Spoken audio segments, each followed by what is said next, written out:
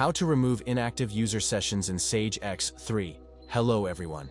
In this video, we will be teaching you how to kick off users who are blocking a session in Sage X3.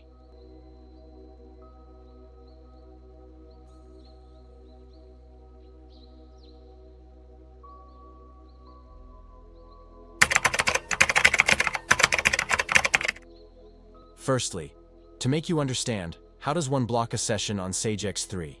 Every classic function opened by a user counts as a session. For example, if I go to the purchasing module and enter the purchase request function, I have now entered function, which counts a session.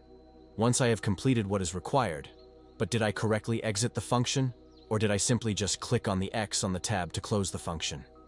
Did I correctly exit the function, which is to click on Close Page? This is how you correctly exit a function on Sage X3, or did I simply just click on the X on the tab?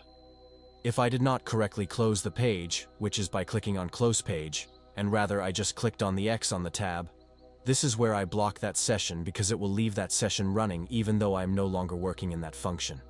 So, if I just click it like this, and I say leave, this is where I block that session. It's simply because I did not correctly exit that function. Now that I have blocked that session, my administrator or the system manager has to take action.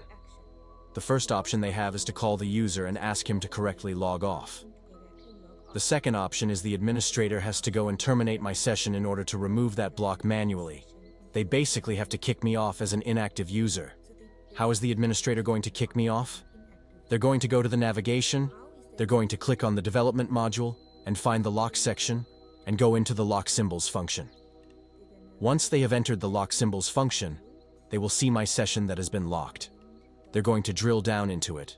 They're going to click on user monitor, drill down into it again, and close the session.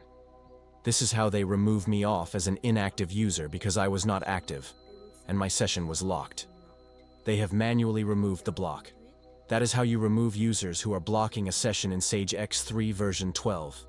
For a more detailed explanation, best practices for managing changes, and troubleshooting tips, check out our blog post linked in the description below. If you found this video helpful, please give it a like and subscribe for more Sage X3 tips.